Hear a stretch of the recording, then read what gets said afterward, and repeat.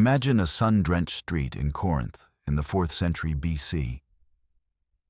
A man is resting inside a large ceramic wine jar, which serves as his only shelter.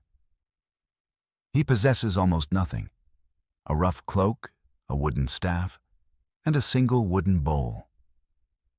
One day, he observes a child drinking water from a cupped hand. The man immediately takes his wooden bowl, his last remaining possession, and smashes it against the ground, declaring that a child has beaten him in simplicity. A shadow falls over him.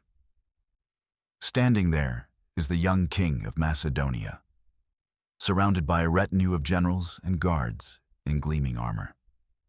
This king has conquered most of the known world.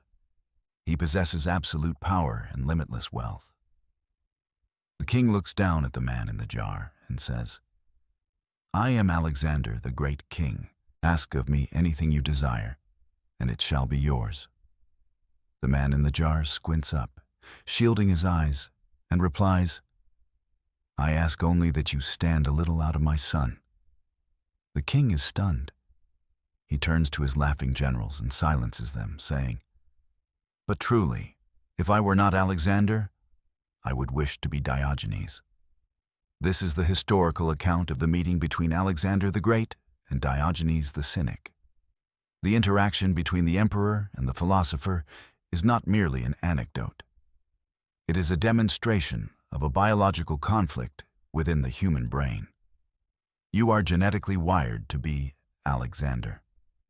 For millions of years, the accumulation of resources, calories, territory, status, was the only buffer against extinction. Your dopamine circuits evolved in an environment of scarcity. When you acquire resources, your brain releases a chemical reward, urging you to acquire more. This mechanism is limitless because in the wild, you could never be too safe or too fed. However, you are also capable of the higher-order consciousness demonstrated by Diogenes.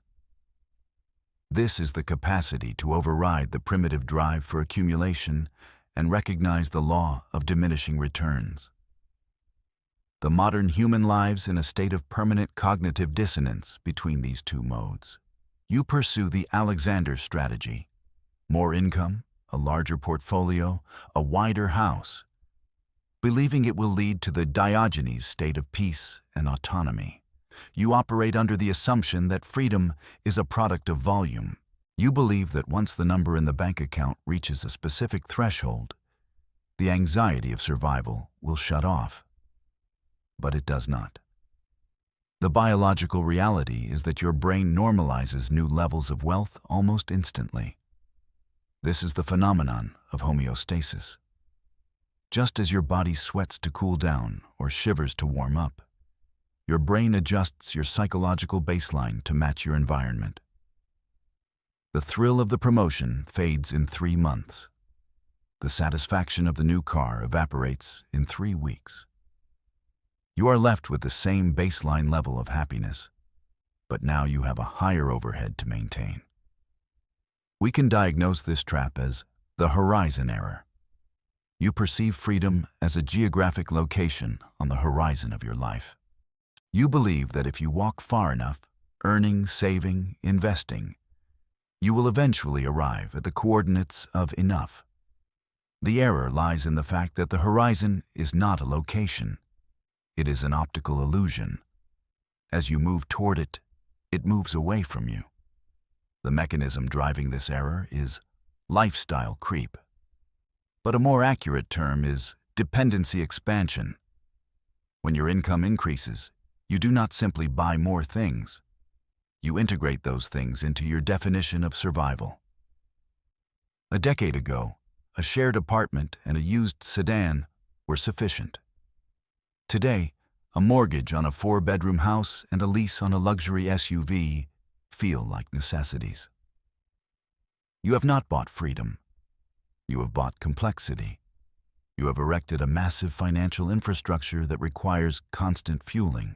The pain point you feel, the low-level dread on Sunday evenings, the fear of market downturns, the inability to step off the corporate ladder, is not caused by a lack of money. It is caused by a lack of margin. You are running a high-revenue, high-expense business called your life. Even if the revenue is high, if the operating costs match it, you are insolvent in terms of freedom. You are trapped not by poverty, but by the weight of your own obligations. You are Alexander, conquering new territories just to pay the army that protects the old ones. To dismantle this error, we look to the philosophy of Epicurus. While often scrutinized as a hedonist, Epicurus was actually a radical minimalist. He did not seek more pleasure. He sought the absence of pain, a state he called ataraxia. He established a garden school in Athens, where he lived on bread, water, and olives. His central insight was the classification of human desires into 3 distinct categories. First, the natural and necessary: food, shelter, water. These are easy to satisfy and result in the cessation of pain. Second, the natural but not necessary: rich food, expensive wine, a large mansion. These provide variation in pleasure, but do not remove pain any better than the basics. Third, the vain and empty: fame, excessive power, the envy of neighbors. These desires have no natural limit. You can never have enough fame or enough power. Epicurus argues, nothing is enough for the man to whom enough is too little. The modern economy is built entirely on the third category. It sells you vain and empty desires disguised as natural and necessary needs. It convinces you that you cannot be free without the specific status symbols of your class. The Epicurean perspective reveals that freedom is not an additive process. It is a subtractive one. You do not attain freedom by satisfying the vain desires. You attain it by eliminating them. If you require little to be content, you require little labor to maintain your existence. If you require a kingdom, you must fight a war every day to keep it. The first tool to apply this philosophy is the life unit conversion. We must break the illusion that money is a neutral store of value. Money is stored life. Every dollar in your possession represents a specific amount of time you traded to acquire it. When you view a purchase, you are not viewing a price tag. You are viewing a segment of your remaining lifespan. The protocol is as follows. Calculate your real hourly wage. Take your annual income and subtract all work-related costs. Commuting expenses, work clothes, the extra cost of takeout because you are too tired to cook, and the cost of tax.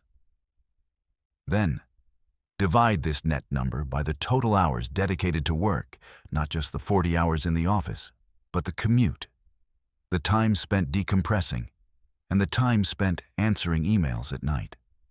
You will likely find your real hourly wage is significantly lower than your nominal wage. Now, apply this conversion to your expenses. That new vehicle is not $50,000. If your real hourly wage is $50, it is 1,000 hours of your life. That is 6 months of full-time labor. Is the leather stitching on the steering wheel worth 6 months of servitude? By converting dollars into life units, you bypass the abstract nature of currency and confront the visceral reality of the trade. You are trading your freedom for objects.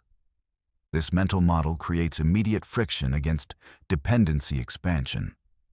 It forces you to ask, is this object worth the freedom I must surrender to keep it? The second tool is the cap setting.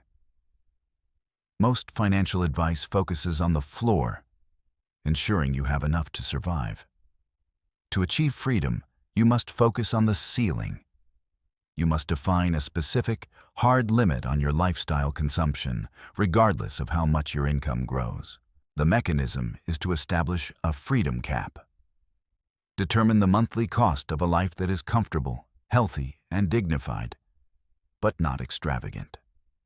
Once you hit this number, every additional dollar earned does not go toward upgrading your lifestyle. It goes toward purchasing your time. If you get a raise, The cap remains in place. You do not move to a bigger house. You do not buy a better car. You treat the extra income as if it does not exist for consumption purposes. It is funneled directly into capital that generates autonomy. This breaks the link between income and spending. Consider the third-person audit applied to your lifestyle. If an observer looked at your life, where would they see waste disguised as necessity? The unused subscription, the second vehicle that sits in the driveway, the empty guest room you pay to heat and cool. These are barnacles on the hull of your ship. They create drag. By setting a cap, you scrape the hull clean. You decide that enough is a fixed number, not a moving target. This stops the horizon from receding. It allows you to actually arrive. The tragedy of Alexander was that he conquered the world, but never conquered his own need for more. He died at 32, feverish and paranoid, miles from home. Diogenes lived to be 89, dying quietly in Corinth, possessing nothing but his autonomy. You do not need more money to be free. You need less hunger. The trap is not the size of your bank account. It is the size of your requirements. Every desire you eliminate is a chain you remove. Every luxury you refuse is a month of freedom you buy back. Stop asking the world to give you more. Ask it to stand out of your sun. Let go.